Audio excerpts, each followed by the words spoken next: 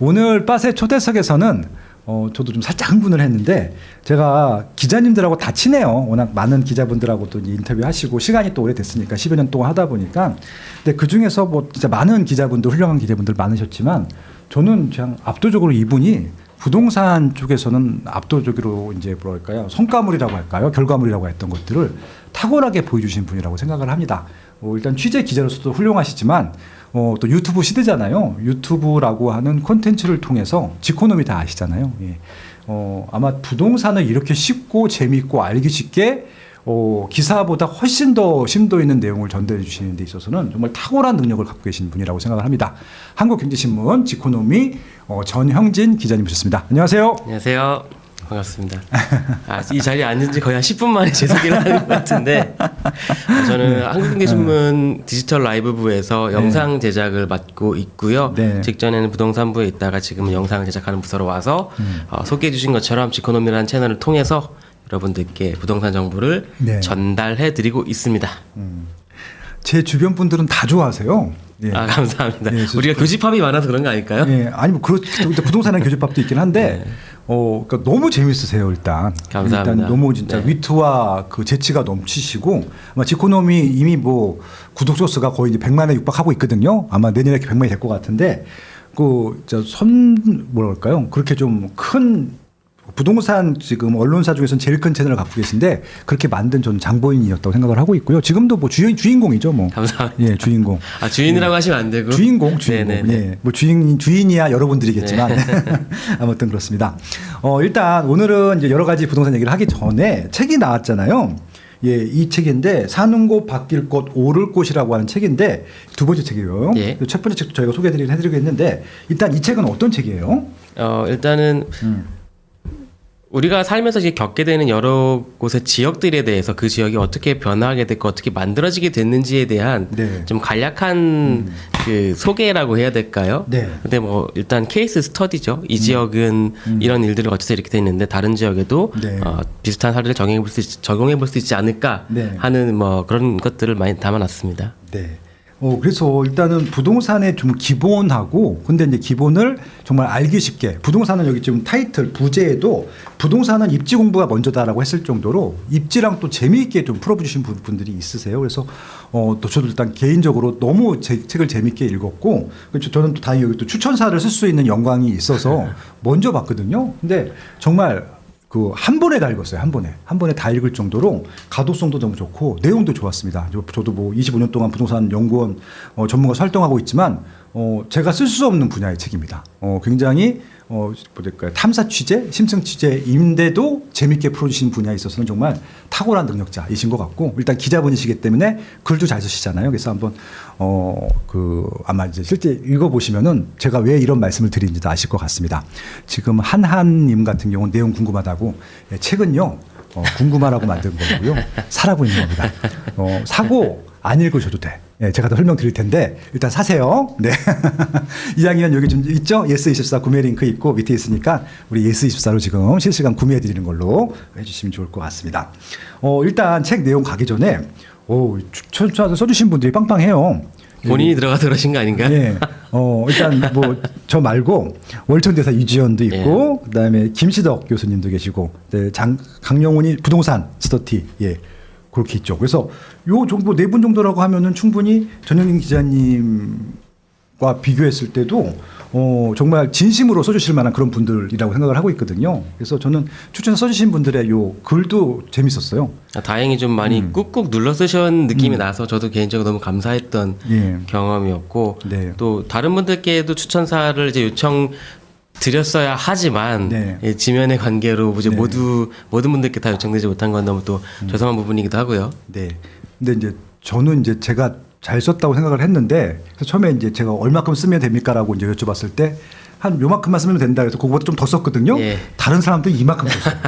그럼 저도 그냥 양을 구애받지 않았으면 더 많이 썼을 텐데 좀 아쉬웠다는 생각이 드는데 또 맨 앞에 실어주셔서 감사하다는 말씀을 좀 드려보도록 하겠습니다. 그럼 좀 이제 책 이야기를 좀 나눠보려고 하는데 네. 일단은 책 서문에 어디가 좋냐 어디를 사야 되는 질문에 정말 몰라서 답을 피한다라고 말씀하셨습니다. 근데 부동산 전문가가 아니라는 이제 겸손의 말씀일 수도 있지만 이제 그 이유를 사람마다 가치 판단의 기준이 다르기 때문이다라고 밝히셨는데 우리 전영진 기자님께서는 부동산은 무엇이고 이 책이 독자들에게 어떤 부분을 좀 정답이라고 좀 알려주고 계신 책인지 좀 설명해 주시면 좋을 것 같아요. 그러니까 우리가 뭐 보통 저보다 더 많이 들으셨겠지만 어디를 네. 사야 되냐, 어디가 좋냐라고 이제 질문을 받아보실 거 아니에요. 그렇죠, 그렇죠. 근데 사실 그거는 답은 개개인의 그 삶의 궤적이나 아니면 네. 목표에 따라서 너무너무 갈라지거든요. 네. 그러니까 예컨대 저 같은 경우에는 결혼하지 않은 이제 남성이고 네. 혼자 살다 보니까 보통은 이제 주택을 고르실 때 필요한 필요라기보다는 좀 이렇게 높은 여건으로 쳐주시는 교육이나 이런 부분들에 대해서는 아무래도 배제되는 면이 있겠죠. 네. 이제 입지적인 면에서도 그런 부분을 이제 고려해서 선택하게 될 텐데 이제 개개인들의 차이가 같은 단지 안에서도 그렇게 좀 난다. 네. 그런 내용을 좀 담고 있습니다. 네. 그러니까 제가 뭐 여기가 좋다 안 좋다라고 책에서 말씀드리기보다는 네. 여기는 이런 여건으로 이런 장단점이 있어 판단은 당신이 하세요. 이제라고 이제 던져드리는 거죠. 네.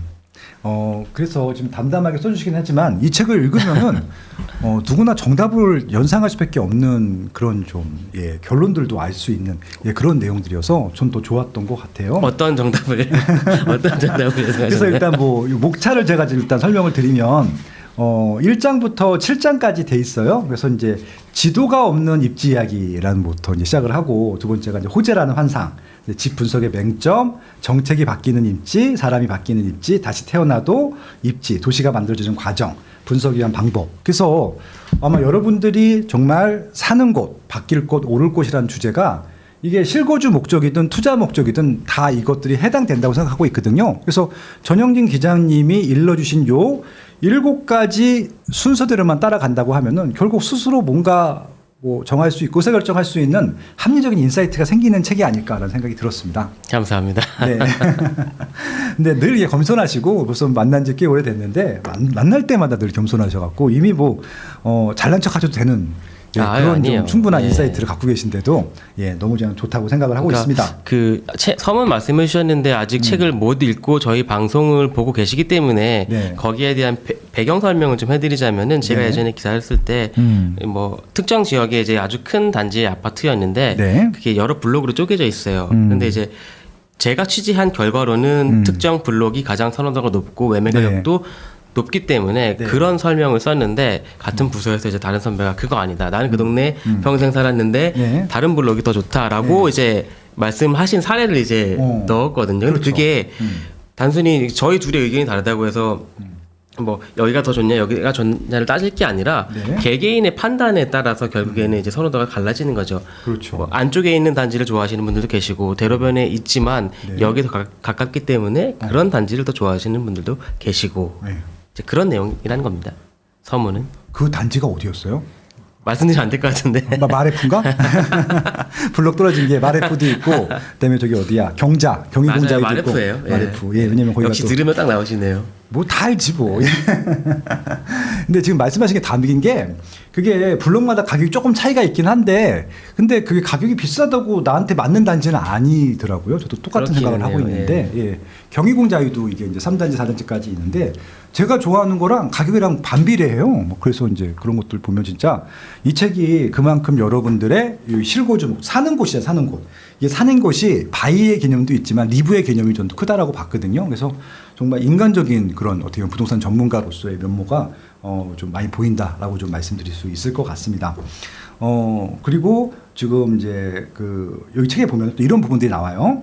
특히 재건축 재개발 성공 요인 조건으로 단순히 좋은 자리보다는 구성적 요인과 시장 환경이 중요하다라고 좀 강조한 부분들이 나오기도 합니다. 그래서 재개발로 인한 인구 밀접 피해 발생하는 도로의 문제, 이것들 이문 시경 뉴타운 사례로 뭐 지적을 하시기도 하셨었는데 요거 부분 조금 설명해 주시면 아마 좀 일단 이게 같아요. 그 말씀하신 부분이 두 가지가 좀 합쳐져 있는데 환경적 요인을 말씀드린 부분 같은 경우에는 네. 우리가 보통 뭐 예를 들어 재개발이라면은 서울에서 가장 뭐 최고로 쳐주는 재개발 당연히 한남뉴타운과 성수전략정비 구역을 네네. 들겠지만 이들 사업이 출발한 지 거의 이제 20년이 다 됐단 말이죠. 아이고. 넘어가기도 했고요. 예. 넘었죠. 2003년도니까 넘었죠.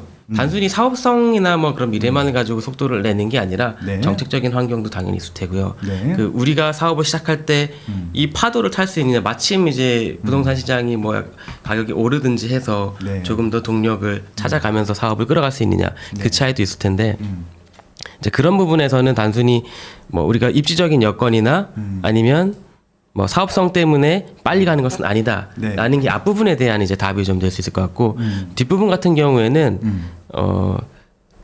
제가 책에서는 이문휘경 뉴타운에서 이제 뭐 한 거의 15,000가구가 빠바박 입주하면서 도로 용량이 이제 포화되는 문제를 사실은 사례로 삼았는데 그게 비단 이문휘경에서만 벌어지는 일은 아니에요. 그렇죠.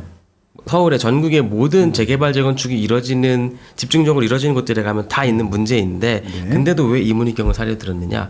예를 들면 뭐 개포동에 가도 요즘 차 아침 저녁으로 다 밀리고 네. 상인동에 가도 마찬가지인데 재건축으로 사업이 이뤄진 곳들은 사업을 하면서 우리가 이제 그 건물을 뒤로 뺄 수 있잖아요. 그러면은 차선을 하나씩 늘릴 수 있다든지 그렇죠. 구역이 아예 블록 단위로 지정이 되니까 근데 재개발 같은 경우에는 구역을 지정할 때 이렇게 필지에 따라서 삐뚤빼뚤빼뚤 그리게 되는데 도로가에 있는 집들을 우리가 수용하지 못하고 가게 되면은 결국에는 나중에 도로를 넓히려면 그 집을 허물어야 되는데 그게 그렇죠. 말처럼 쉽지 않잖아요. 맞아요, 결국에는 맞아요. 보상을 해줘야 되는 문제가 있고 삼성전자도 강남역 앞에 있는 그 건물 하나를 헐지 못해가지고 결국에는 지금 뭐 안 까죠? 네.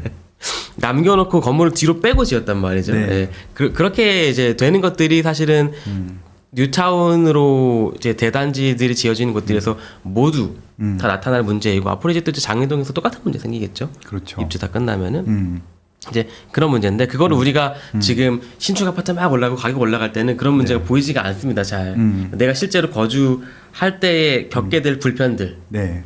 근데 그런 것들이 이제 현재화돼 있고 현실화되는 곳들이 가장 좀 극단적인 사례를 찾을 수 있는 곳이 어디냐라고 했을 때 네. 저는 이문희경 뉴타운을 갔다 왔던 것이고 물론 너무너무 좋은 곳이지만 네. 너무너무 좋은 곳이지만 차선이 일단 굉장히 부족하죠. 우리가 차를 한번 타신 분들은 대중교통으로 돌아가지 못하잖아요. 차선이 일단 너무 부족하고 네. 도로의 구조 자체도 거기 뭐 외대부터 해서 그리고 뭐 철도도 지나가고 있고 지상철이 맞아요. 그래서 아예 길이 끊겨 있죠. 양쪽이 이어져 있지 않는 네. 그런 단절의 문제도 있고 또 지금 와서 확장시킬 수도 없는 문제가 네. 있어서 가장 극단적인 게 많이 꼬여 있는 게 이문희경 뉴타운이 거기 가서 이제 낮에 혹은 뭐 저녁에 한 바퀴 돌아보시면은 제가 책에서 설명드리려고 했던 부분들이 우리가 앞으로 10년 뒤를 볼 때 이런 것까지 내다봐야 되는구나라고 했던 것들을 좀 체감하실 수 있지 않을까. 네네. 답이 너무 길었네요. 아니에요. 더 길게 하셔도 돼요. 되게 좀 푹 빠져 들었었고요. 지금 말씀하신 부분 저도 똑같이 공감을 하는데 지금 말씀하신 부분들을 이게 우리 소비자들이 안다고 바꿔줄 수 있는 부분들은 아닌 것 같아요. 그래서 예. 그 이게 시행사 혹은 뭐 조합분들도 마찬가지고 더군다나 시공사 분들하고도 조금 그리고 정부에서도 이거 이제 이런 거 하실 때 좀 이런 도로 부분들은 좀 배려를 해주시면은 더 좋은 좀 생활 환경이 나오지 않을까라는 저도 그런 생각들이 있었거든요. 좀 역시 예리한 좀 능력 있는 기자분답게 이런 부분들을 잘 짚어주셔서 저도 굉장히 좋게 봤었습니다. 이제 이문희경 뉴타운이 지도로 보여주시나요?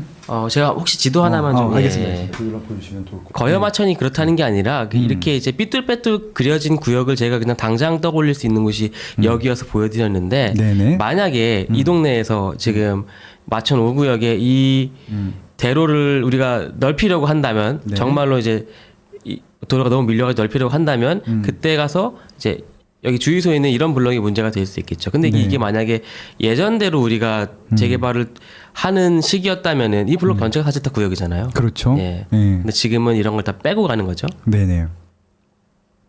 그러면 이제 저 안쪽은 좀 이렇게 쏙 들어가서 들어가야 되고 저 뒤에 또 저 있는 집이랑 단지 사이에 또 길을 또 만들어야 되겠네.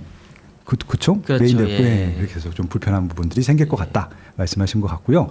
이거 지금 보시는 이 지도가 어떤 요거는 제가 이따가 다시 한번 설명을 드려야 될 것 같아요. 서울 도시공간 포털이라는 지도인데 도시공간 이 포털. 기능 활용에 대해서는 이따 다시 한번 설명드리겠습니다. 예, 이거 일반인들도 볼 수 있는 예, 거죠? 책에도 담겨 있고요. 알겠습니다. 책에 보시면 이렇게 실무적으로도 잘 활용할 수 있는 여러 가지 팁들도 많이 나와 있으니까 이게 정말 일반인들 수준에서 굉장히 좀 좋은 책인 것 같습니다. 너무 좋은 책이라고 생각을 하고 있고요. 예, 그렇게 좀 말씀을 드렸습니다. 지금 거여마천에 이제 최근에 갔다 온 영상도 본 것 같은데. 예, 그렇죠. 아마 그 연초에 저기 토지거래 허가 구역 음. 지정될 때 거여 마천과 바로 옆에 뭐 네. 하남 이렇게 해서 갔던 것 같네요. 근데 뭐 채팅창에 일단 실시간 방송에 모이기도 하니까 정말 여러 군데에 임장을 해주시잖아요. 예. 뭐 총청 견문록이라는 것들도 있고 그 외에도 여러 가지 또 있는데 갔다 오신 것 중에서 금액과 상관없이 네. 야 정말 살고 싶다 이렇게 좀 생각했던 단지나 재개발 구역이 있으셨어요? 사실은 저는 그런 기준이 굉장히 낮은 사람이에요. 뭐 얼마나 났길래? 그래서 웬만한 단지들이 가서 이제 뭐 고즈넉한 곳이라면은 저는 네. 되게 대부분 좋아해요. 아까 채팅창에서 저는 이제 어디 살고 싶냐고 그 물어보는 분이 계셨는데 네네네. 개인적으로는 이제 저희 이제 채널에서 여러 차례 말씀드렸지만 네. 경희궁자에 저는 굉장히 좋아합니다. 경희대는 예. 개인적으로 너무 좋아요. 그런데 이제 이게 만약에 내가 정말로 아이를 뭐 의대반으로 키우고 싶고 이런 부모들이라면 선택 안 하는 단지겠죠. 교육이나 이런 여건에서. 초등학교도 없고. 예. 네, 맞아요. 그런데 저는 일단 뭐 결혼 만약에 하더라도 그 단지에 살고 싶을 정도로 네. 일단 회사와 가깝고 주변에서 또 제가 이제 광화문이나 시내 쪽을 굉장히 좋아하는데 주말에 다니기도 굉장히 좋고 그냥 그런 여건에서 그냥 좋아하는 거지 다른 건 전혀 없습니다. 네. 저도 경희궁장이 너무 좋아하거든요. 그리고 아파트를 잘 만들었어요, 그거. 은근히 다른 재개발 단지보다 잘 만들었다는 말씀도 드리고 싶고, 저도 진짜 그 경희궁장에서 한국경제신문까지는 뭐 한 블럭 두 블럭이니까 걸어가도 될 것 같은데. 예, 저 그죠? 종종 그쪽까지 점심 먹으러 걸어 다니기도 하니까요. 예, 아무튼. 근데 지금은 경희궁장에 말씀드렸지만 사실 네. 제가 그 오늘 저희 채널에 올라간 영상 중에 동작 금강 KCC라는 단지가 오, 있어요. 예, 예. 저기 사당 쪽으로 가다가 예, 예. 네. 근데 그 단지도 완전 언덕배기 꼭대기에 있지만 네. 가보니 괜찮네. 이제 그런 기준은 제가 굉장히 낮아요. 좋냐 안 좋냐를 했을 때 다 살고 싶어. 그래서 그런 걸 이제 뭐 말씀드린 건 아니고. 맞아요. 동작은 또 다 이게 산약 지형이라서 대부분 다 언덕 지형이 있잖아요. 노량진도 마찬가지고. 근데 그런 데도 좋다라고 말씀하신 거잖아요. 무너져가는 집이 아니라면. 네. 그래서 저는 이제 우리 전영진 기자님께서 경희궁 자이에 꼭 사셨으면 좋겠습니다. 네. 도와주십시오. 예, 도와주셔야 됩니다. 그래서 이 책을 많이 팔아주셔야 돼요. 네, 이 책을 많이 팔아주셔야지 인세가 많이 받을 거고 인세 받아야 우리 집을 이사가 주시지 이렇게 않겠습니까? 노골적으로 말씀드려도 네, 되나요? 그럼요. 이거 10만 권만 팔아주시면 될 것 같아요. 약간 좀 저희 그 네. 순화해서 이게 예. 회사에서 나온 책이기 때문에 네네. 회사의 일을 위한 걸로 좀 포장해 주셔야 나는 전영진 기자님 집을 마련해주고 싶어. 네. 한국경제신문에서 나온 책인 거랑 상관없이 사는 곳, 바뀔 곳, 오를 곳입니다. 지금 예스24에서만 사주시면 좋을 것 같고요. 이 책을 지금 사주시면 좋을 것 같고 우리 저 경희궁자에 사는데 좀 보태줍시다. 예, 그래야 우리 전영진 기자님 결혼도 하고 안정적인 노후를 좀 즐길 수 있지 않겠습니까? 예, 지금 구매해 주시는 걸로 해주시면 좋을 것 같습니다. 왜냐하면 저도 직코노비면서 많이 도움을 받았는데 여러분들 최소한 70만 명은 그거 보실 거잖아요. 예, 도움 받았다고 생각하시는 분들은 이 책을 한 권씩 사주시면 좋을 것 같다. 예, 책 내용 재밌습니다. 제가 장담합니다. 책 재미없으면은 재밌을 거예요. 네. 예, 이렇게 좀 말씀드리고 다음 주 또 질문 좀 넘어가도록 할게요. 지금 실시간 13위까지 올라왔네요. 감사합니다. 네, 감사합니다. 잘하고 계십니다, 여러분들. 예, 그래서 1위까지 올려봅시다. 네. 그리고 이제 부동산에서 거리를 논할 때 공간적 거리와 시간적 거리를 모두 고려해야 된다. 이 부분 제가 되게 좋게 봤거든요. 네. 저도 무릎을 딱 쳤는데 KTX로 출근하는 천안 거주자와 차로 강석으로 출퇴근하는 사람들의 사례를 빌면서 접근성 개념을 이제 확장하시는 이제 그런 글이 나오는데 결국 시간적 거리를 단축시키는 정시성의 중요성 강조하셨던 것들인데요. 이것도 무슨 이유가 있으셨나요? 사실 우리가 그냥 뭐 어디 사는지 네. 뭐 이제 인스타그램 같은 데 보면 밈으로 뭐 경기도민의 출퇴근 시간에 대해서도 하고 뭐 그렇기도 하는데요. 네. 그 책에 썼던 사례는 이런 거예요. 사실 저희 부서 안에서 벌어지는 일입니다. 네. 서울 안에서 서울 투 서울로 출근하는 저의 사례 1시간 조금 넘게 걸리고 그렇죠. 그리고 이제 천안 아산역에서 회사까지 서울역까지 출근하시는 분의 사례 이렇게 해서 비교를 했는데 도어 투 도어는 사실 되게 비슷해요. 근데 직선 거리를 그어보면 10몇 킬로대 뭐 한 4, 50킬로 되나요? 천안 아산역이 지금 서울에서 이렇게 해서 굉장히 차이가 나거든요. 근데 네. 우리가 SRT가 있는 시절에도 KTX가 다니던 시절에도 이미 알고 있었지만 네. GTX가 개통을 하면서 그걸 좀 약간 체감하게 되시는 것 같아요. 기존에도 그렇죠. 뭐 충청권에서 거주하시는 분들이 서울까지 출퇴근하시는 분들도 KTX 통해서 출퇴근하시는 분들도 굉장히 많았지만 GTX가 개통하면서 뭐 파주에서 일산에서 서울 오는 시간이 비약적으로 짧아졌잖아요. 그렇죠. 오히려 제가 회사에서 지하철 타고 집까지 지하철로 가는 것보다 서울역에서 파주까지 GTX로 가는 게 더 GTX. 빠르다. 그렇죠, 그렇죠. 근데 그게 약간 뭐 시간은 돈으로 사는 개념인데 그 관점에서 보면 우리가 뭐 서울과 얼마나 떨어져 있느냐가 아니라 이제 얼마 만에 갈 수 있느냐를 따져봐야 되는 그 시기로 넘어가고 있지 않나. 그러니까 GTX가 점점 더 많은 노선으로 확충이 되고 네. 철도 노선은 점점 촘촘해질 테니 네. 물론 이제 내일처럼 뭐 철도 파업이나 이런 게 일어나면 그런 게 이제 깡그리 무너지긴 하겠지만 그렇죠, 그렇죠. 뭐 그런 건 뭐 변수니까 변수까지 예. 보할 필요는 없을 것 같고. 얼마 전에 눈 왔을 때도 그런 거 많이 느끼셨을 거예요. 저도 퇴근하는데 차 타고 한 2시간 반 걸렸는데 네. 뭐 판교나 이런 데 사시는 분들이 버스나 자동차로 5시간이 넘게 걸렸다고 하시더라고요. 그러니까 저녁 때 퇴근했는데 대부분 새벽에 도착하셨다고. 예. 심지어는 그 강변북로가 되게 막혔는데 막힌 이유 중에 하나가 차를 버리고 갔대요. 뭐 가질 않 서 있으니까. 예, 그쵸, 그쵸. 예, 일단 집엔 빨리 가야 되고 그래서 버리고 간 차들이 꽤 많아서 더 막혔다고 하더라고요. 그래서 아무튼 지금 말씀하신 시간적인 거리 이거 굉장히 중요하다. 공간적인 거리. 그래서 저도 이제 가끔 질문 받아보면 이렇게 막 항의를 하시는 분들이 있어요. 아니 경기도가 20억이 말이 돼요. 경기도가 10억이 말이 돼요. 뭐 이러시는 분들이 있는데 왜냐면 서울보다 비싸니까. 근데 아마 대부분 이제 이런 강남처럼 일자리 접근성만 따져보면은 전철이 뚫려 있는 데들은 그게 빠르게 가면 지금 말씀 GTX 같은 경우 그렇게 될 수 있는 거잖아요. 뭐 동탄이 지금 그 동탄역으로 특했을 때 다녀오셨지만 그것도 한 달 지난달인가 갔다 오신 거 예. 봤는데 예. 거기 뭐 진짜 국평이만 17억 나오고 40평대가 20억 넘어갔을 수도 있으니까 거기가 그렇게 말이 비싼 게 말이 됩니까라고 하는데 타보시면 아시잖아요. 수서역까지 뭐 20분도 안 걸리는데 그런 거죠. 뭐 그게만 심리적인이나 물리적인 거리보다도 시간적인 거리가 또 가깝다라고 했을 때는 그게 프리미엄에도 반영된다. 뭐 그런 말씀을 좀 해주시고 있는 것 같아요. 실제로 또 이게 겪어보면서 또 네. 달라지는 부분도 있어요. 저 같은 경우에도 파주 운정 제 3지구 분양할 때 네.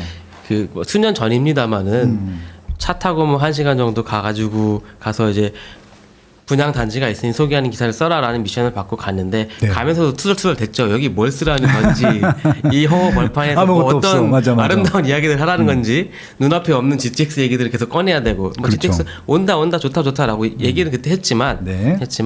가서 이제 개통하면서 비로소 그분들도 그때 이제 느끼셨을 거예요. 아 이렇게 그렇죠. 빠르고 좋구나.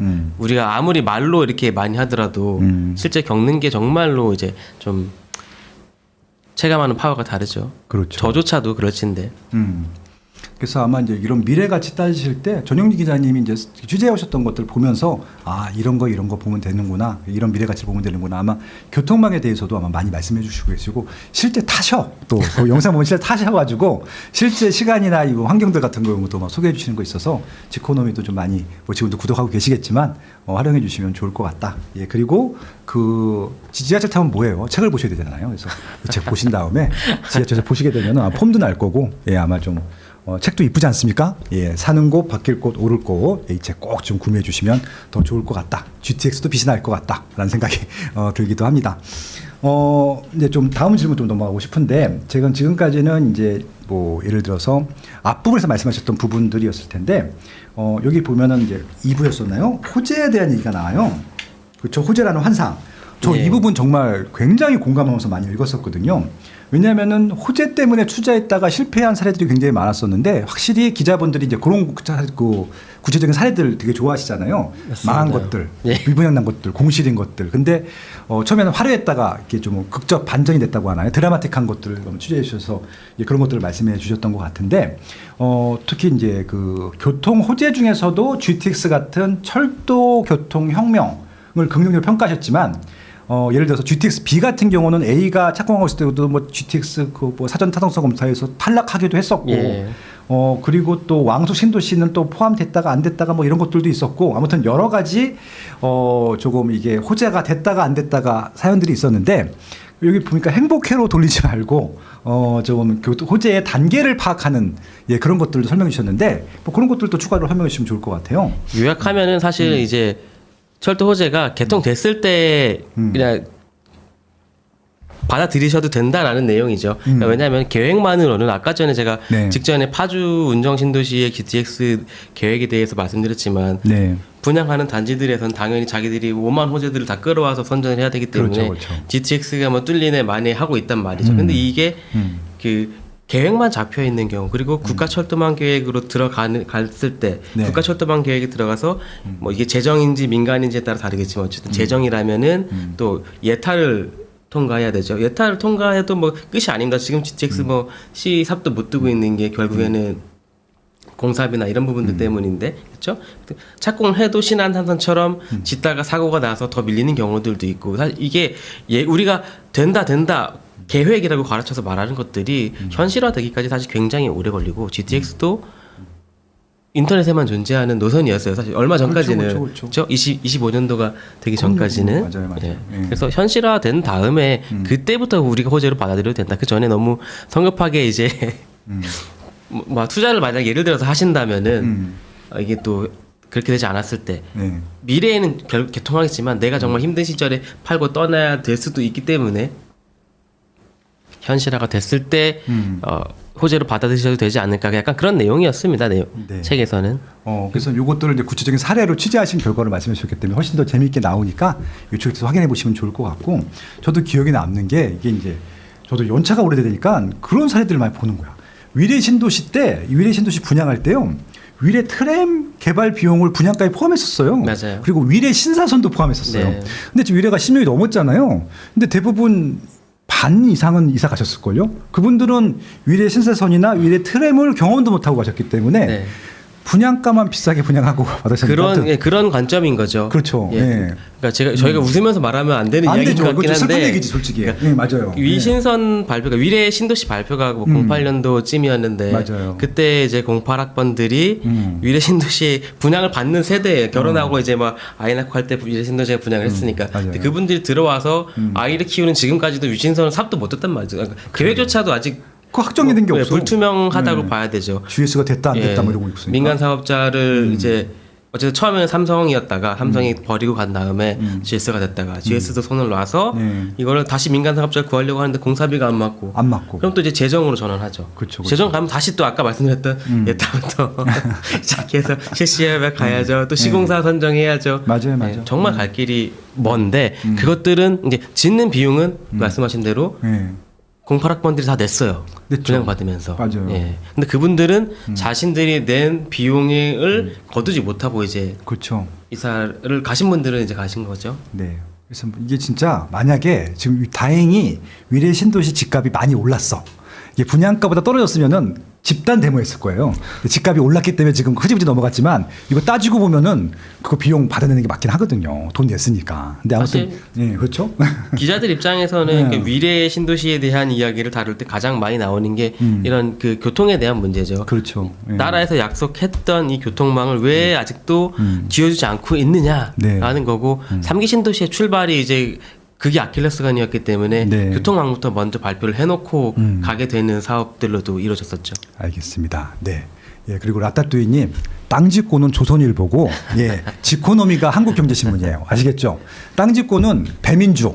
예, 우리 귀염둥이 배민주 나오는 거고요. 나중에 우리 배문주 기자하고 정영 기자랑 저랑 셋이서 콜라보 한번 해요. 예, 어차피 조선일보나 한국경제 가면 그러니까 스마트 투브에서 셋이 뭉치는 걸로. 네, 알겠습니다. 아무튼 사는 곳, 바뀔 곳, 오를 곳의 저자 전영진 기자님과 방송 진행하고 있습니다. 네, 저도 부익남님과 함께하고 있습니다.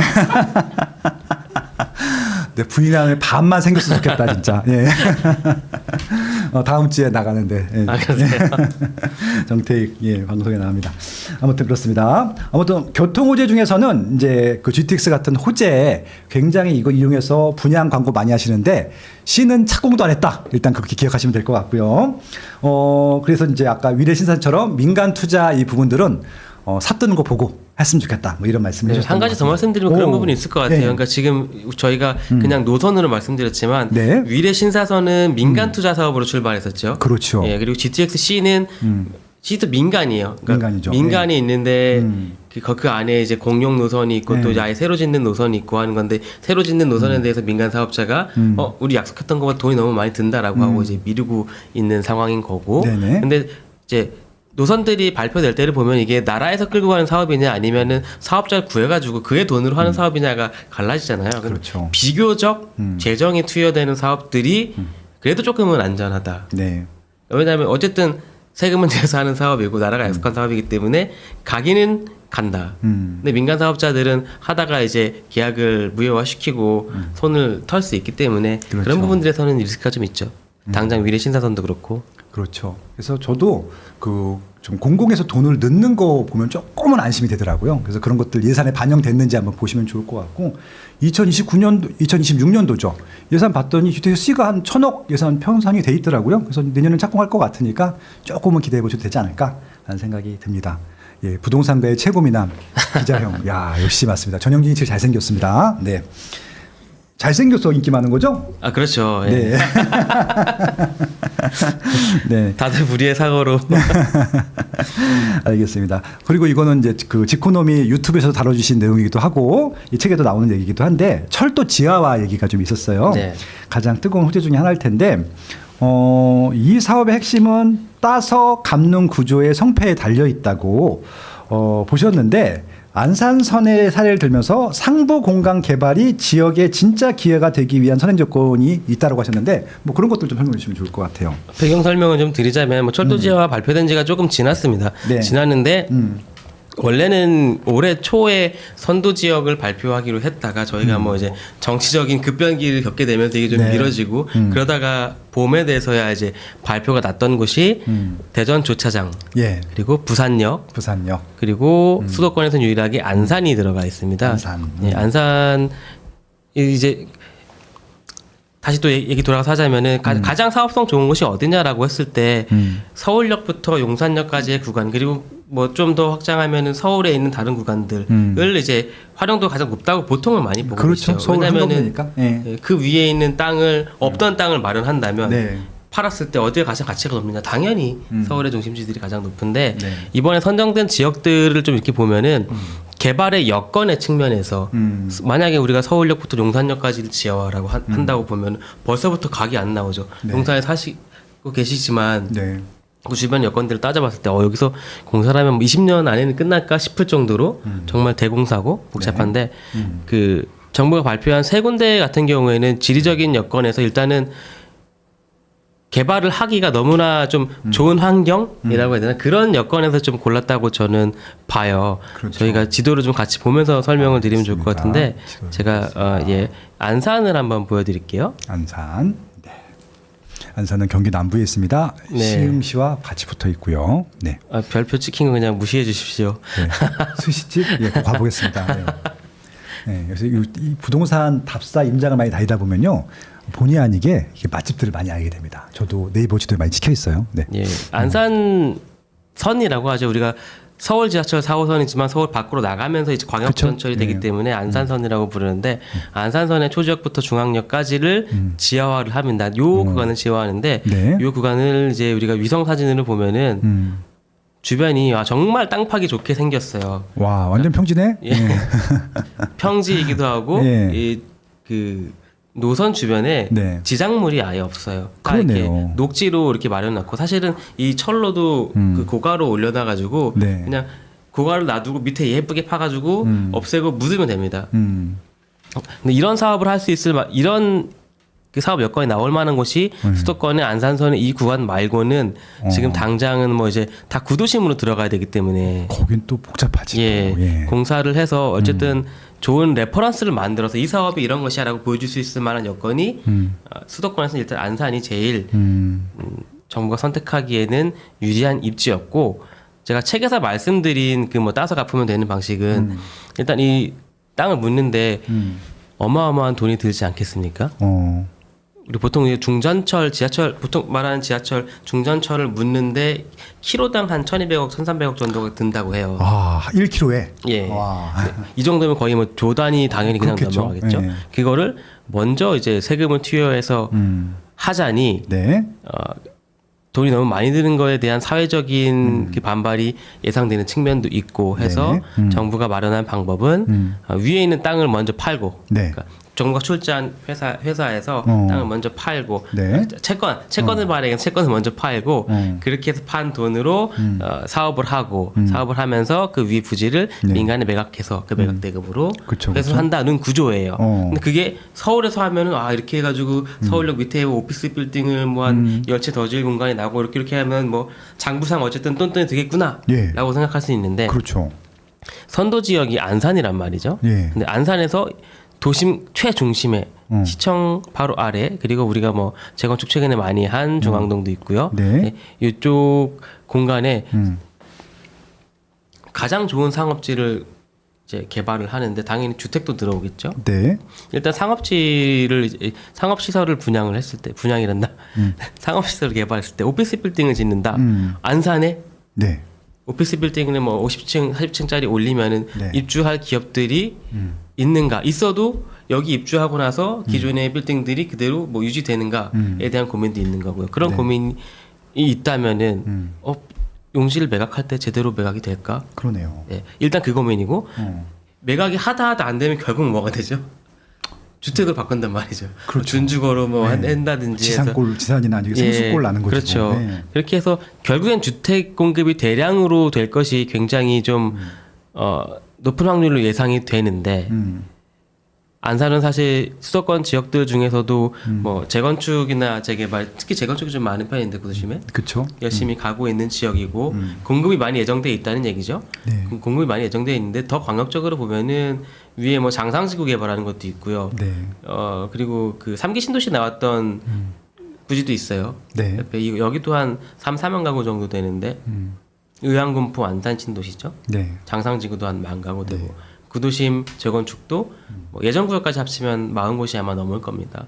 그렇게 해서 사실은 이 사업이 가면 갈수록 외곽 쪽에 있는 재건축 같은 경우에는 사업의 동인을 좀 위협받을 수 있는 상황인 거죠. 그렇죠. 반대로 또 그쪽 재건축들이 너무 달려나가면은 나중에 이 부지를 개발했을 때 용지 매각에 약간 좀 애로가 있을 수 있는 부분인 거고 그렇다고 해서 안산이 뭐 약간 그런 첨단 산업의 도시이냐라고 하면 사실 공단 베이스로 발전한 지역이고 지금은 사실 수도권에서 드물게 인구가 계속 줄고 있는 지역이기도 하거든요. 그렇죠. 예. 그런 측면에서 보면은 철도 지하화가 대단한 호재인 건 맞지만 선도 지역에서 우리가 좀 성공적인 사례를 볼 수 있을 것이냐는 약간의 물음표가 되죠. 이 부정적으로 말씀드린 게 아니고 약간의 좀 의문도 있고 가능성도 있는 상황이지 않을까. 네.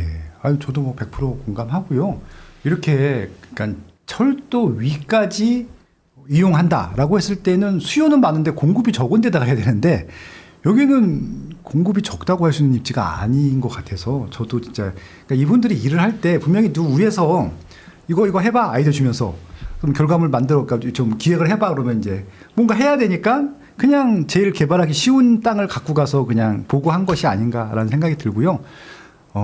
제가 만약에 진짜 뭐 국토부 장관이나 이걸 개발할 수 있는 여력이 있으면 저는 그냥 아까 말씀하신 대로 서울역 용산 거기 할 것 같아요. 그 정말 거기는 그냥 뭐 한다로면은 뭐 거의 모든 일군 기업들이 다 달려들 것 같은데 괜히 너네들 수익 광고 다 구하라고 그러면은 예 그럴 것 같은데 왜 굳이 그런 땅을 놔두고 이렇게 수요가 없는 땅에다 개발하려고 하는지 저도 잘 모르겠네요, 솔직히. 사실 선도식으로는 가장 유력하고 저도 그곳이 될 것이라고 네. 생각했었고 저희도 예전에 그래서 먼저 다녀오고 했었는데 그 제가 이렇게 전에 듣기로는 정부에서 일단 일바로 거기를 꺼내는 건 약간 부담스러워 했다고 저는 이제 들어서 알고 있어요. 그래서 말씀하신 대로 조금 그 개발 여건상 입지적으로 여기는 사실은 이제 뭐 펜스 막아놓고 공사해도 주변에서 민원 들어올 것도 사실은 없고요. 네. 교통 흐름은 방해할 것도 없는 그런 여건이거든요. 예, 그렇게 해서 개발의 편리에 일단은 그렇죠, 좀 초점을 맞춘 것 같아 보이고 네.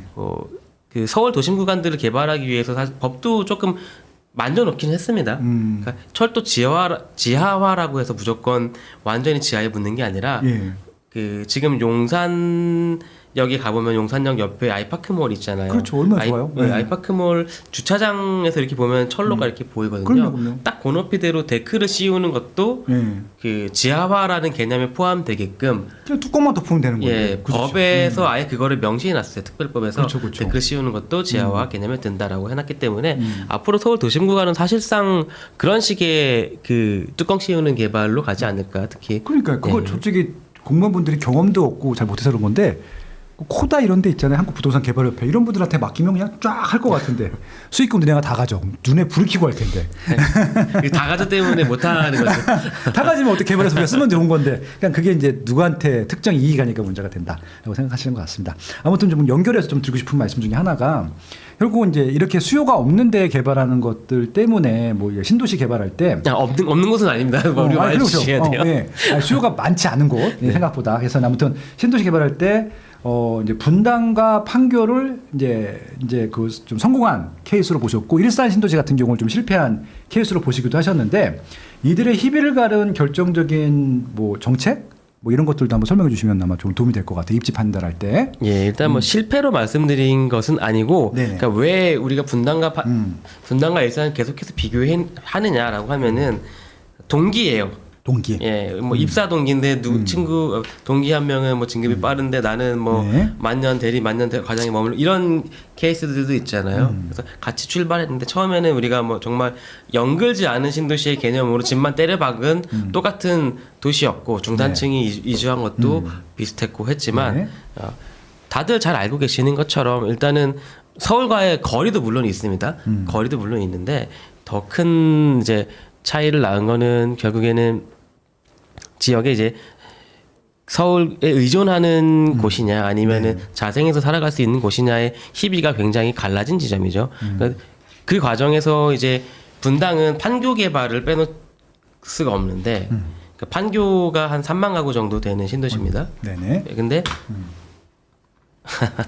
분당 신도시가 입주한다고 해서 네.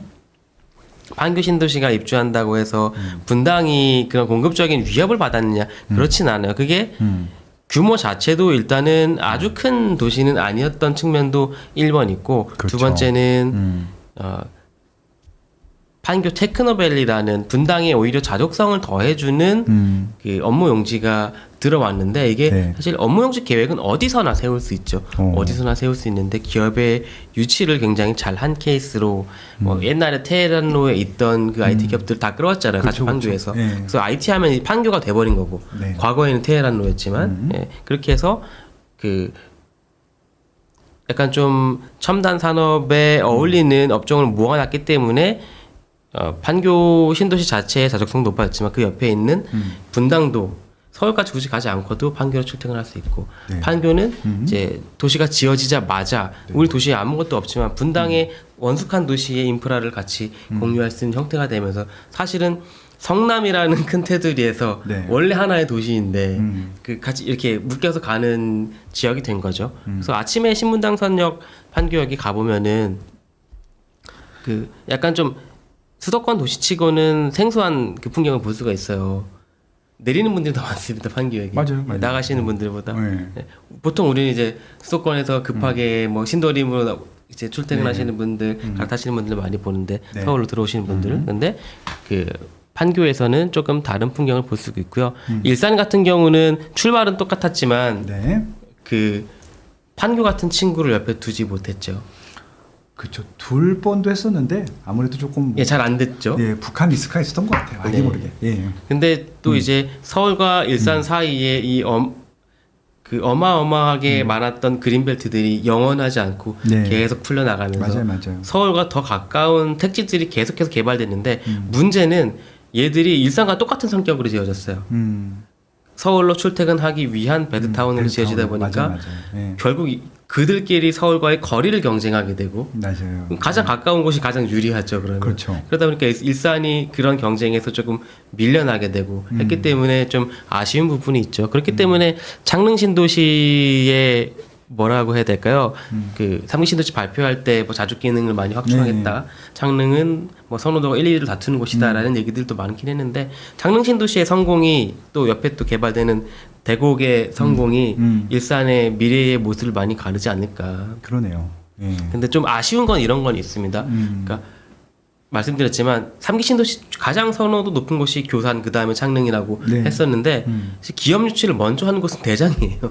그러네요. 대장이 먼저 했네요. 예, 그것도 이제 그 SK R&D를 받았죠. 근데 대장은 그 대장 혼자뿐만이 아니라 옆에 마곡도 사실은 그 똑같은 성격의 그렇죠. 아른데가 멀지 밀집한 않죠. 지역들이기 때문에 굉장히 광역화된 클러스터로 좀 힘을 발휘할 것 같은 느낌도 있어요. 근데 네. 아직 그 창릉이나 다른 신도시들에서는 그런 반가운 소식들이 들려오지는 않아서 결국 그렇게 또 밀매강 용지로 남아 있다가 네. 또 하나둘 주택 용지로 바뀌어가면은 또 베드타운이 되고 하게 될까봐 좀 우려스러운 측면도 있긴 합니다. 그러니까 기업을 신도시에 데려오려면은 다른 곳에 있는 걸 결국 뺏어 와야 되잖아요. 그렇죠. 뭐 예. 새로운 기업을 만들어서 넣을 수는 없으니까. 예. 그렇죠. 그 측면에서 보면은 신도시 택지들끼리 다 결국 경쟁을 해야 되는데 네. 10개의 신도시가 있으면 그중 뭐 6, 7개는 사실 울어야 되는 상황이 맞아요, 될 수밖에 맞아요. 없잖아요. 아무튼 지금 말씀하시면 한 말씀 한 말씀이 되게 어렵고 심도 있는 얘기인데 지금 이제 댓글에 나오는 말씀대로 너무 쉽게 잘 풀어주셔가지고 이 책이 그래요. 정말 어려운 얘기들을 여러분들이 부동산 관련 전문가로서 활동을 할 수 있을 정도로 쉽게 풀어놨거든요. 보셨으면 좋을 것 같고요. 뭐 실거주 집을 마련하시거나 아니면 투자용으로 하실 때도 참고가 되겠지만 교양서적으로 읽어도 되겠다. 아마 여러분들 자녀랑 읽어도 충분히 부동산 이야기를 할 수 있을 만큼 좋은 교양서다라고 말씀을 좀 드리고 싶습니다. 사는 곳, 바뀔 곳, 옳은 곳 잊지 않으셨죠? 이 방송은 이 책을 팔기 위한 방송이에요. 예, 제가 제 방송을 조회수 올리려고 하는 게 아니라 예스24 구매 링크 밑에 좀 여기 채팅창에도 있고 영상 밑에도 있으니까 지금 다른 거 하지 마시고 그냥 예스24에서 했으면 10% 할인이 되잖아요. 지금 10% 할인된 가격으로 딱 2만 원. 예, 2만 원입니다. 아, 오늘 약간 홈쇼핑인 거죠? 예, 저는 뭐 어차피 홈쇼핑 방송 진행자이고 쇼호스트이기 때문에 이렇게 좀 구매를 해주시면 될 것 같습니다. 우리 형진이 형 경자 보내기, 경희궁 자유 보내기 운동 지금도 동참해 주시기 바랍니다. 제가 오늘도 아니고 내일도 또 할 거예요. 저 혼자라서도 그러니까 꼭 사주시면 좋을 것 같고 언제까지 경희궁 자유 이사 가실 때까지 열심히 좀 책을 팔아보도록 하겠습니다. 방금 말씀드린 거 제가 조금만 좀 부연을 해드리자면은 네. 저희가 97 대책 나왔을 때 이제 가장 눈여겨봤던 대목 중에 하나가 뭐였냐면은 네. 정부에서 결국에는 서울 주변에 주택 공급을 해야 되는데 땅이 없으니 맞아요. 기존에 발표됐던 신도시에서 팔리지 않는 땅들 주택용지로 전환하겠다고 발표한 것들이 이제 위례 신도시에 한 거 있었어요. 그렇죠. 국방부가 갖고 있던 땅인데 저희가 이제 갔다 왔던 곳이기도 하고 네. 그렇게 해서 전용이 되기도 하고 이제는 제도를 바꿔가지고 네. 이 전환을 정례화하겠다.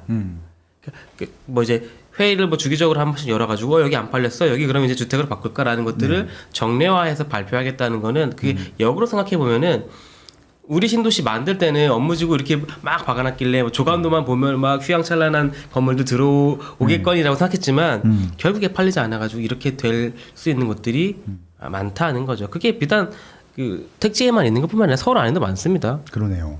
여기 그 마포 가면은 DMC 밑에도 랜드마크 타워 부지라고 예전에 뭐 100몇 층짜리 150층. 예, 네. 남겨둔 땅이 있죠. 거기 아직도 안 팔려서 예.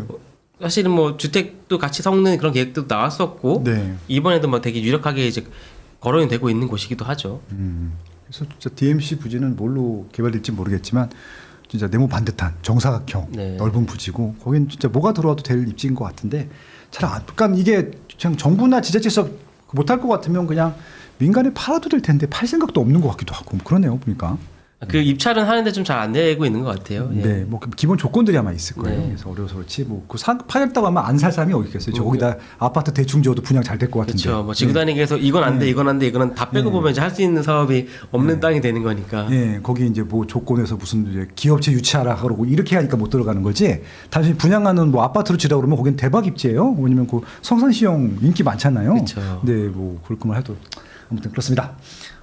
이렇게 해서 이제 호재에 대한 좀 얘기를 해봤고요. 다음은 이제 건물과 공간에 대한 얘기를 좀 해보려고 하는데 이거 되게 재밌게 읽었던 코너 중에 하나였었는데 한강 실종 사건이라고 내용이 너무 재밌었어. 이게 무슨 안 좋은 일도 있었는데 그런 얘기가 아니에요. 한강이 안 보인다는 얘기입니다. 한강 실종 사건.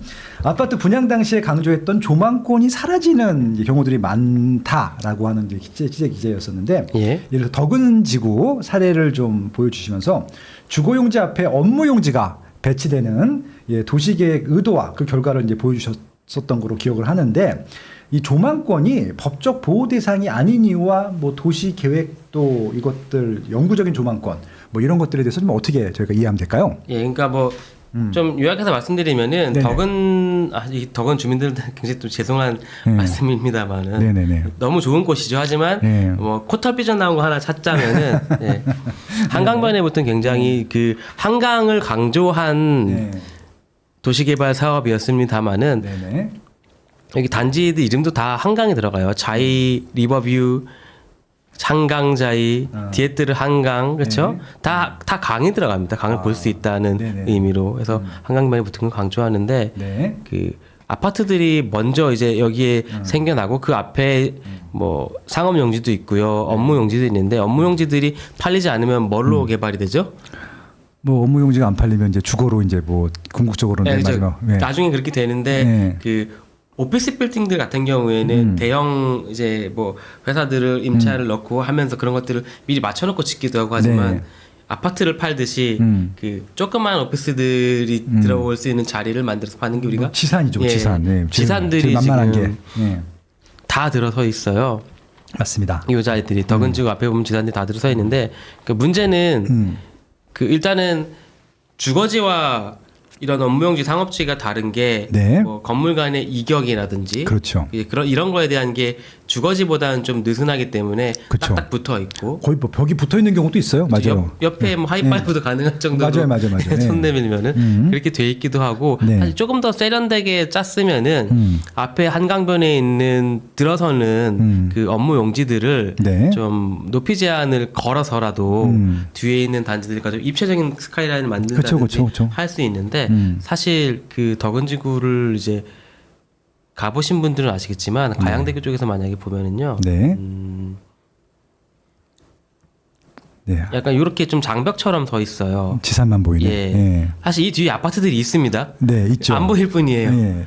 반대로 저 아파트들도 한강을 볼 수 있었는데 예. 이름에도 한강 붙여가지고 분양했는데 살다 보니까 갑자기 지산이 들어오고 예. 이제 그 안 보이게 된 케이스예요. 그러네요. 그럼 이게 틀렸냐? 사실 틀린 건 아니에요. 그러니까 도시계획 우리 하시는 분들도 고민을 했겠죠. 여기 네. 주거단지들은 이제 몰아서 놔야 되고 상업지도 어쨌든 지구 안에 있어야 되고 하는데 지형적인 여건에서 보면은 여기가 이제 산을 끼고 이렇게 약간 반달처럼 생긴 모양이기 때문에 그렇죠. 그러면 어떻게 주택을 배치할까 고민하시다가 안쪽에 주택을 배치하고 바깥쪽을 이제 업무용지나 상업지로 둘렀겠죠. 네. 이렇게 세워야 강변북로에서 나는 소음을 이 건물들이 막아주는 역할도 할 것이고 그렇죠.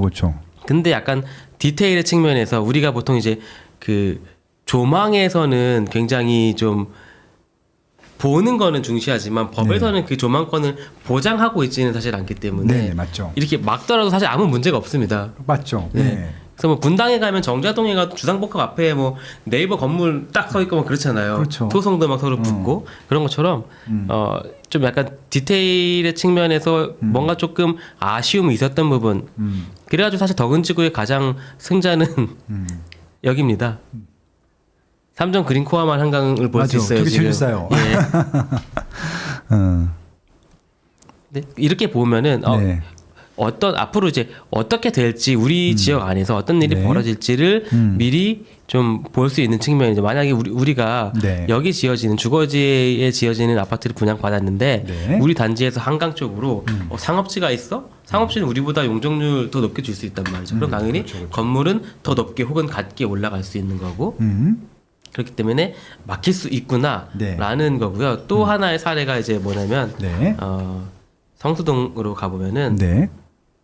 그 성수동 얘기 우리 뭐 할 수 있겠지만 그 지금의 성수동을 만든 출발이 서울숲 주변에 있는 이 주상복합 단지들이잖아요. 그렇죠, 뭐. 근데 아크로 서울 포레스트 옆에 보면은 네. 여기도 아크로 서울 포레스트가 여기인데 네. 그 밑에도 빨간 땅입니다. 그 부영 땅 아니고? 예 맞아요. 네. 근데 여기 부영이 네. 호텔을 지으려고 하고 호텔, 있죠. 예, 호텔 부지잖아요. 근데 이 단지를 분양 받을 때는 우리 머릿속에 없던 그림이 앞으로 만들어질 수 있는 거죠. 그렇죠. 네. 그래서 이 남향 요 지금 B동에서 보는 남향 쪽으로는 사실 꽉 막히는 풍경이 될 수도 있는 거죠. 그렇다고 여기서부터 뭐 거리를 얼마 정도 이격하고 지어야 되느냐 그런 규정이 없다는 거예요. 상업지에서는. 그렇겠네요. 예. 그렇기 때문에 딱 붙어서 지을 수 있는 공간이 만들어지는 것이고 또 하나 사례를 찾으면은 예.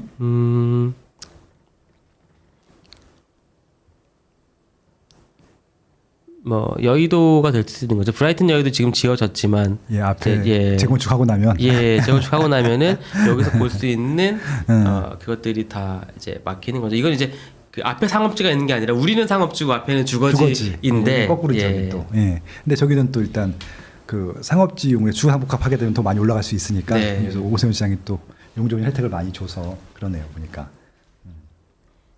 네, 일조권 같은 경우에는 우리가 뭐 그 좀 깐깐하게 보고 있어요. 우리가 학교 재건축을 할 때도 예를 들어서 앞에 학교가 있으면 둔천중공 같은 데 가보면 학교 옆동들은 좀 약간 비켜나게 짓든지 그 동 좀 낮추든지 해가지고 네네. 예 학교를 가리지 않게끔 학교에서 해를 온전히 받을 수 있게끔 낮 동안에 그런 것들을 조절하는데 조망은 그렇지 않다는 거 보장해줘야 되는 권리가 아니라는 거죠. 우리가 그렇죠. 조망권이라고 말하겠지만 법에서 말하는 그 권리는 아니라는 거죠.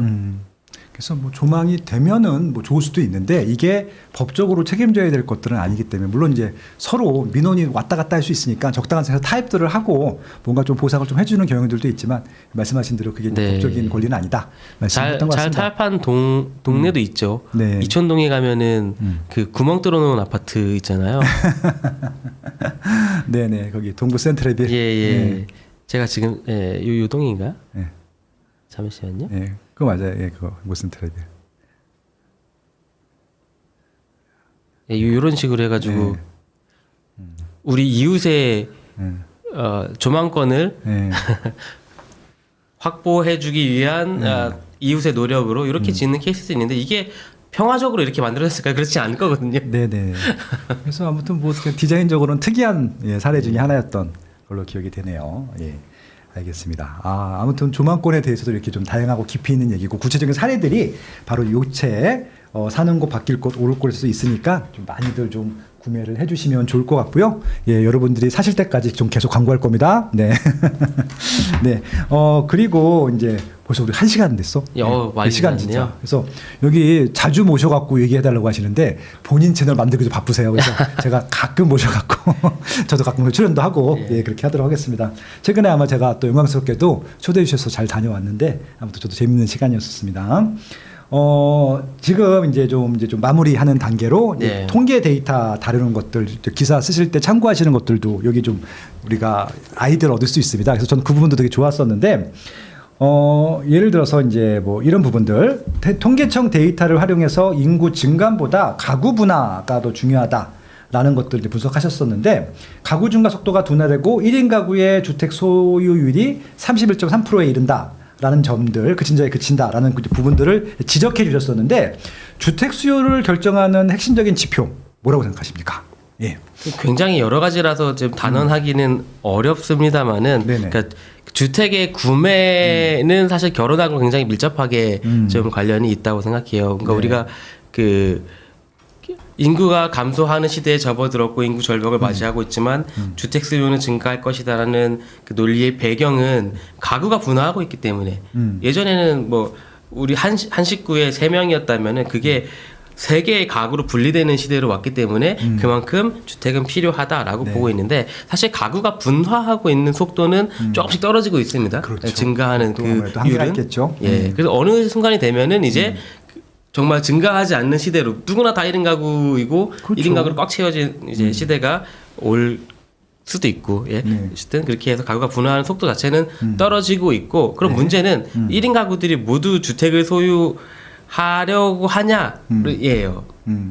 1인 가구의 굉장히 그 많은 비율이 고령층입니다. 60대 그렇죠, 이상의 그렇죠. 아무래도 제일 고령층이 많겠죠, 구성비가. 거의 한 40% 가까이 돼요. 그러면 60대 이상의 고령층이 주택을 적극적으로 매수할 수 있는 주소비층이냐라고 봤을 때 우리가 생각했던 것보다는 좀 이제 많은 수요가 이탈할 수 있는 부분이 에너지가 많이 빠지죠. 예, 맞습니다. 1번 있고 예, 집 사는 데 있어서의 또 전체 1인 가구가 주택을 소유하고 있는 비율, 그러니까 자가 소유 비율이 일반적인 가구 대비 좀 많이 떨어져 있습니다. 그렇죠. 상대적으로 낮겠죠. 예, 예. 일반 가구는 한 50% 정도 되는데 1인 가구는 한 30% 중반대 정도예요. 그렇죠. 맞습니다. 그리고 또 거기서 아파트를 소유하고 있는 비율도 더 낮겠지. 예, 30% 중반대죠. 예, 그렇기 아파트는 때문에 기본 또 중용 이상, 소형 이상이니까. 우리가 뭐 한 5구 정도 아파트를 지금 1인 가구들이 와서 살 거다라고 하지만 1인 가구들이 이제 주택을 구입해야 되는 필요성을 이제 사람에 따라서도 좀 차이가 있는데 네네. 느끼지 못하시는 분들도 계실 수 있고 오피스텔에만 만족하는 분들도 계실 수 있는 거고요. 네네네. 이제 그런데 그런 분들조차도 좀 약간 주택 구매 수요로 옮겨올 수 있는 이벤트가 무엇이냐라고 했을 때 결혼. 결혼. 예, 결혼에서 한 그 말씀드렸던 모든 지표가 한 70%로 올라옵니다. 필요할 수밖에 없게 되는 거예요. 우리가 살기 위해서. 그래서 만약에 이제 주택 수요가 늘어나겠구나라는 지표를 보려면 우리가 당연히 결혼과 관련된 통계를 봐야 되는 거죠. 역시 통계를 다루는 데 있어서도 진짜. 근데 이게 또 마침 그러니까 옛날 통계청 지금은 국가 데이터처죠. 네. 데이터처에서 발표를 굉장히 주기적으로 하고 있고 굉장히 깊게 네. 여러 가지로 하고 있기 때문에 들어가서 로 데이터를 보시면 좀 많이 재미있습니다. 근데 이제 이거는 제가 해석한 인과관계인 것이고 아니, 너무 좀 예, 숫자는 그것도 인과관계를 말해주진 않아요. 내가 네. 추정할 뿐인 거지.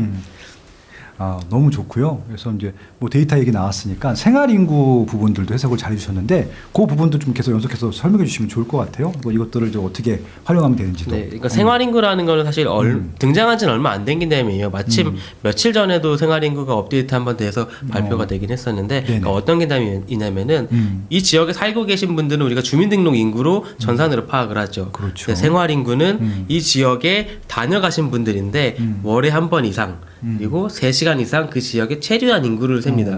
네. 근데 통계청에서는 그런 데이터를 갖고 있을 리가 없잖아요. 그렇죠. 그래가지고 그 통신사들의 이동 데이터를 가지고 옵니다. 그러니까 두 가지를 결합하는 거예요. 주민등록 인구랑 이동 인구를 결합해가지고 이제 그 지역에 그러면은 실제로 그 소비 활동을 했던 이런 인구들이 얼마나 되냐가 사실 생활 인구의 개념이고 이게 주민등록 인구 대비 생활 인구가 가장 많은 지역이 어제 나왔던 데이터 기준으로 말씀드리면은 양양이에요. 양양이요? 배수로 가장 많다. 야. 기존 인구 대비. 왜냐면 양양 인구가 2만 명도 안 될 2만 거거든요. 명이 안 되니까. 그렇죠. 기존 대비. 그러니까 둔촌주공 한 단지가 양양 군보다 더 많아요. 많겠죠. 12,000세대니까 거의 한 5만 명 살지 않겠어요? 근데 둔촌주공 상가에서 운영하는 편의점과 양양 저기 중강정리 해변에서 운영하는 편의점의 매출은 물론 시기적으로 차이는 있습니다만 좀 약간 차이가 있겠죠. 왜냐면은 그렇죠. 인구로만 봤을 때는 말이 안 되는 생활인구라는 개념이 있기 때문에 와서 지역에서 소비하는 분들. 그러니까 절대수로는 가평이 최고예요. 그렇겠죠. 수도권에서 이제 약간 주말마다 놀러 가시는 분들의 맞아요. 대단한 수요들이 가평에 몰려 있기 때문에 그런 측면에서 봤을 때 좀 우리가 그 지역에서 인구가 늘지 않고 아까 안산 제가 인구 줄고 있다고 했습니다만 늘지 않고 뭐 이게 소멸 위기 지역인 것도 있고 비규제 지역인 것도 있지만 다른 관점에서 봤을 때 만약에 내가 가서 뭐 펜션을 운영할 거야, 그쵸. 뭐 상가를 뭐 분양해서 뭘 카페를 돌릴 거야 하시는 측면에서 굉장히 참고할 수 있을 만한 통계가 얼마 전에 나온 게 있다. 만들어진 지 얼마 안 된 통계가 있다는 거고요. 이 통계가 뭐 이런 것도 보여줘요. 그러니까 지방 광역시들도 생활 인구들이 있는데 그것들은 머무는 이유가 달라요. 방금 말씀드린 뭐 양양이나 가평은 휴양을 위해서 가시는 분들이지만 쉬고 쓰러.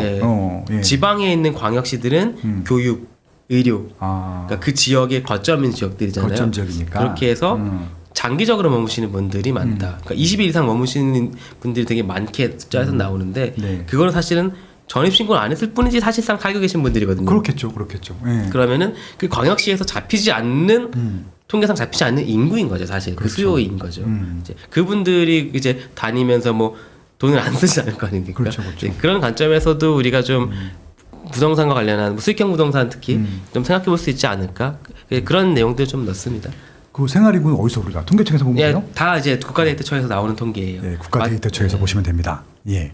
그리고 아까 그 지도 좀 설명해 주세요. 지도 보고 싶어 나 어떻게? 이게 그 다 공공 서비스를 제가 보여드리는 겁니다. 네네네. 그러니까 지방마다 요즘엔 좀 많이 만들어지고 있는데 서울 말고도 있어요? 예. 제가 일단 보여드린 건 서울 도시공간 포털이라는 곳이에요. 그냥 네이버에 치면 바로 들어가죠. 예, 알겠습니다. 예전에는 뭐 서울 도시계획 포털이었는데 여기가 1번은 네.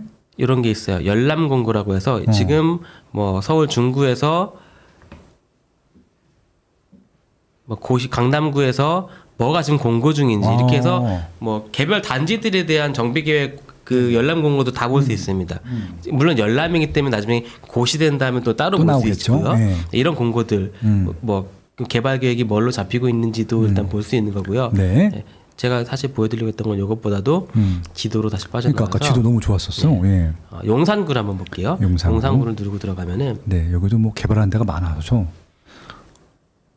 사실 요즘에 뭐 그 프롭테크 업체들이 너무 좋아졌기 때문에 네. 이런 구역 정보 같은 것들은 다 보여주고 있긴 해요. 네, 맞아요, 어렴풋이 좀 비슷하게. 근데 요건 어째 더 좋은 기능이 일단 정비 사업들을 저희가 체크를 하면은 네. 종류별로 색깔별로 나눠서 보여주죠. 그러니까 재개발도 사실은 여러 가지 사업이 있잖아요. 그렇죠. 뭐 원래 이제 주거지를 정비하는 주거 정비형 사업이 있고 이런 것들은 이제 그 도시 정비형 사업들이죠. 동자동 같은 경우. 네. 그리고 뭐 신속 통합 계획으로 가고 있는 이런 것들도 있고 이제 색을 통해서 범례로 보여주는 게 1번 있고 요거를 뭐 소규모 정비, 재정비 촉진 사업 이렇게 다 나눠서 볼 수 있습니다. 네네. 그럼 정비 사업만 볼 수 있느냐 그런 건 아니에요. 지구 단위 계획도 다 볼 수 있습니다. 이렇게 빼서 보면은 뭐 지금 모딩이 좀 안 되고 있는 건데 예. 제가 배터리 모드여가지고 네. 아무튼 이게 용량이 커서 아마 그럴 거예요. 네. 예. 이렇게 해가지고 지구 단위 계획이 어떤 범위로 해서 잡혀 있고 이 동네에는 어떤 지구 단위 계획이 있는지 만약에 제가 뭐 저기 서계동이 궁금해 그러면은 원하는 필지에 갖다 대고 우클릭을 합니다. 우클릭을 하면은 오. 그 필지에 대한 모든 그 도시계획 관련한 서류들을 여기서 몽땅 때려서 볼 수 있어요. 이거 생긴 지 얼마 안 됐죠. 이렇게 자세하게 된 거. 생긴 지는 됐는데 이렇게 좀 구체적으로 막 예, 데이터가 점점 쌓인 예, 거죠. 예. 야, 이거 너무 좋은데? 이렇게 해서 뭐 이제 높이 기준이나 이런 것들도 좀 볼 수 있고 뭐 가장 중요한 게 일단은 도시 계획이죠. 우리는 네. 이렇게 해서 여기가 지구 단위 계획이 뭘로 잡혀 있었는지 그리고 의제 처리는 이제 정비 구역입니다. 네. 예를 들어 지구 단위 계획에서 요거를 눌러 보면은 고시 정보 고시 파일 다운로드를 해서 이게 2025년 4월에 고시된 거잖아요. 네. 다운로드 하면은 이 고시문은 그냥 바로 볼 수 있는 거예요. 아, 이거 너무 좋은데요? 그럼 딴 데서 찾을 필요도 없네. 이거 뭐 우리가 뭐 AI 돌려서 찾을 필요도 없고 정비 사업은 서울시 정비 사업은 여기가 다 있겠는데요? 그렇죠. 그러니까 가장 좀 확실한 데에서 만약에 네. 내가 지금 뭐 한남 3구역이 궁금해, 개발 계획이 궁금해. 그러면은 보통은 뭐 네이버 블로그에 쳐서 이제 빠숑님 블로그도 보고 뭐 그렇죠. 부동산님 올라온 블로그도 것들도 보고 뉴스도 할 거 검색해보고 아닙니까? 그렇죠. 예. 네. 근데 아이고 죄송해요. 여기 클릭이 잘못됐다. 아니, 왜 이렇게 됐지? 그 동네로 가서 네. 죄송합니다. 네. 천천히 괜찮습니다. 너무 많이 넘어갔다. 네, 거기 지구 단위 계획이 아니라 예, 이제 정비 사업으로 가서 한남 3구역이 정확하게 표시가 되죠. 예. 지도 위에. 그럼 여기다 우클릭을 할게요. 예. 우클릭을 하고 도시 계획을 보면은 의제 처리에 촉진 구역에 대한 의제 처리가 있습니다. 촉진 지구는 이제 뉴타운 사업에 대한 우리 계획을 보는 거고 구역에 대한 걸 보려면은 네. 이 고시문을 보면은 25년 5월에 고시된 아유, 예, 따끈따끈하네. 오래 거네. 예. 마지막 고시문을 이렇게 확인할 수 있습니다. 해가지고 뭐 여기 뭐 공원이 어디에 뭐 얼마나 뺐고 그런 것들을 사실 다 볼 수 있어요. 안에서. 학교가 어디 들어오고. 예. 그래서 참, 우리가 뭐 와. 저기 장희동 가면은 교회랑 뭐 싸우고 있습니다만 예, 그 교회가 19역. 예. 예, 원래 어디였는데 어디로 옮기기로 했고 이런 것도 사실 여기서 모든 이력을 다 볼 수 있어요. 그렇죠, 그렇죠. 예. 야, 너무 파워풀한데 이거. 근데 이거는 사실 기존에도 없는 정보는 아니었잖아요. 그렇죠, 그렇죠. 있었죠. 예, 이게 한 근데 곳에 모아놓은 거지. 우리가 서시보에 들어가서 몇 호에 닿는지 찾아서 봐야 했을 뿐. 근데 이거를 이제 지도 위에서 그냥 바로 이어주는 거. 그러니까 지도에서 구역을 보여주는 것까지는 프롭테크 업체들도 서비스가 되는데 네. 이렇게 그 고시문까지 연동하는 거는 공공에서 서비스하는 서울시는 서울 도시공간 포털이 이거를 하고 있고 지방도 요즘 많이 늘어나고 있는 추세인 걸로 알고 그렇죠. 있습니다. 서울이 하면 따라 하겠죠. 뭐 대부분 다 지자체에서도 배치마크 서로 하니까. 그래서 이거 서울 도시 기본 계획 도시 공간 포털. 도시 공간 예. 포털 기억해 두셨다가 활용하시면 될 것 같고요. 이런 얘기들이 일찍이 다 써 있어요. 예, 사는 곳, 바꿀 곳, 오를 곳에 써 있기 때문에 이 끝에 활용 방법까지 다 나와 있거든요. 이 책 다 읽고 나면요. 전영진 기자님은 10년 만에 전영진 기자가 됐지만 이 책 읽으면 바로 전영진 기자님만큼 인사이트가 생길 수 있습니다. 그래서 사는 곳, 바뀔 곳, 오를 곳. 예. 우리 이거 꼭 사줍시다. 예, 지코노미 공짜잖아요. 그 시청료로 요거 하나 사주시는 걸로 해주시면 좋을 것 같다. 말씀을 좀 드려보도록 하겠습니다. 예, 벌써 우리가 1시간 거의 20분이 다 돼갑니다. 마지막 질문하면서 예. 마무리 좀 해봤으면 좋겠어요. 일단 마지막으로 이 책의 제목처럼 사는 곳, 바뀔 곳, 오를 곳 스스로 판단할 수 있도록 부동산을 뭐 대하는 태도라든지 최종 방향성에 대해서 좀 조언해 주시면은 너무 좋을 것 같아요. 네. 사실 제가 뭐 이 내용에서 여기가 좋다 나쁘다로 이제 평가를 드리는 것은 아니고 뭐 세상에 아주 많은 이야기 중에 네. 제가 알고 있는 거 요만큼을 이렇게 소개해 놓은 거고 네. 독자분들이 알고 계시는 다른 이야기들이랑 이렇게 같은 레이어로 겹쳐 봤을 때 또 이제 보이는 것들이 있을 겁니다. 이제 그렇죠. 그것들을 조금 이제 파악해 주시면 좋을 것 같고 제가 뭐 내용에도 썼습니다만은 우리가 뭐 어디가 좋아요, 나빠요를 계속 물어보기보다는 내가 판단할 수 있는 사람이 되죠. 그러려면 사실 그 다른 지역들이 어떻게 해서 이렇게 됐는지를 공부하는 게 가장 좋은 방법이고 사실 그 공부는 여러 가지 방법이 있겠지만 또 이제 다녀오신 많은 분들의 이야기를 듣는 것, 빠숑님의 인사이트를 듣는 것도 이제 네. 감사하게도 제 책을 읽어주신다면은 네. 도움이 조금만큼 될 수도 있고요. 예, 그런 거죠. 예, 그래서 저도 이 책을 너무 좋게 봤던 이유 중에 하나가 뭐 저도 책을 쓰는 사람이고 부동산을 연구하는 사람이지만 제가 이 추천사에도 썼던 내용이기도 한데요. 이게 이제 아무래도 부동산 투자자는 투자자의 입김이라든지 의도가 들어가거든요. 또 저는 또 리서처니까 리서처에 또 어떻게 보면 인사이트나 의도가 들어갈 거고요. 또 기자님은 기자님 나름대로 의도가 들어갈 텐데 전영 기자님은 어떻게 보면은 가장 객관적이라고 할 수 있을 정도로 정부나 그다음에 그 기업체들이나 저 같은 뭐 투자자들이나 이런 부분들을 다 취재를 하시잖아요. 그래서 이제 나름대로 인사이트로 이것들을 객관적으로 정리하신 거예요. 그래서 주관적인 자료들하고 이 객관적인 자료를 같이 보시고 지금 말씀하신 대로 교집합이 있다라고 하면은 뭔가 확신을 갖고 의사결정하는데 도움을 받을 수 있지 않을까라는 차원이었었고 제가 그렇게 추천서도 썼거든요. 그래서 이 책은 아마 기자님들이 책을 많이 쓰시는데 대부분은 그냥 기사를 이렇게 책으로 옮기시는 경우들이 많은데 이 책은 진짜 쓰셨어요. 난 이게 제일 감동이었어요. 왜냐면은 인사이트가 없으면 쓸 수가 없는 책입니다. 왜냐면 이건 책을 써본 사람들은 다 알거든요. 그러니까 이게 단순하게 기사를 책으로 만드신 분들이 있어요. 왜냐면 얘기해보면 알거든요. 깊이가 없는 경우가 대부분 많아요. 근데 이분은 이거 이해 다 하고 정말 본인 걸로 만드셔서 쓰신 것들이거든요. 그건 제가 100% 보증할 수 있습니다.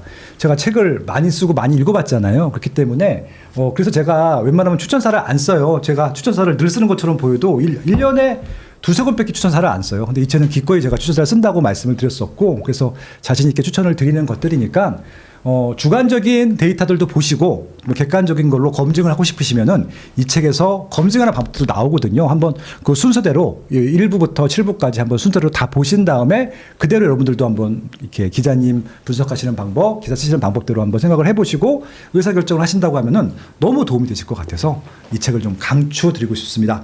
제목 사는 곳 바뀔 곳 오를 곳이고 이왕 사주실 거면 지금 사세요. 예, 예스24 구매 링크로 사시면 좋을 것 같고 그럼 교보문고 사면 안 됩니까? 됩니다. 예, 교보문고 사도 되고요. 예스 사도 되니까 일단 사주시기만 하면 됩니다. 그리고 사실 때요. 실수로 2권씩 사셔도 됩니다. 예. 뭐 한 권만 사신다고 뭐 2권 사면 또 선물도 줄 수 있으니까 연말연시 선물로도 참 좋은 책이다. 좀 말씀을 좀 드려보도록 하겠습니다. 100만 부가 판매가 되면은 인세를 모두 기부하겠습니다. 100만 부. 네. 일단 기부하기 전에 경자는 사는 걸로. 알겠습니다. 예, 알겠습니다. 오늘 정말 재밌었고요. 정말 바쁘시지만 또 가끔 보실 수 있으면 좋겠네요. 그냥 전영진 기자님 말씀을 듣고 있으면 그냥 푹 빠져요. 그냥 진짜 좀 동네 아는 사람들끼리 모여갖고 사랑방에서 얘기하는 느낌이 들었을 텐데 여러분들은 또 그런 느낌이었으면 좋겠다 말씀을 드립니다. 마지막 인사하시고 마무리하시죠. 오늘 모셔주셔서 너무너무 감사하고요. 또 이렇게 책 홍보를 사실은 저도 이만큼 제 책 홍보를 해본 적이 없는데 너무 자기 일처럼 발벗고 나서주셔가지고 너무 감사하다는 말씀 드리고 싶습니다. 부족한 내용이지만 말씀드렸듯이 여러분들이 알고 계시는 정보랑 같이 겹쳐서 읽어봐 주시면 좋을 것 같습니다. 말씀 감사합니다. 네. 제가 실수를 했네. 예, 이게 저는 할인하면은 2만 원인 줄 알았더니 19,800원이었어요. 19,800원. 2만 원이 아니었어. 만 원대로 살 수 있습니다. 만 원대. 사는 곳, 바뀔 곳, 오를 곳. 19,800원으로 지금 예스24에서 구매하시면 되니까 바로 구매하시면 될 것 같습니다. 예, 여기까지 하도록 하겠습니다. 자주 좀 나와주세요. 알겠습니다. 그리고 가끔 좀 같이 임장 갔으면 좋겠어요. 너무 재밌을 것 같아서. 예, 여기까지 하겠습니다. 감사합니다.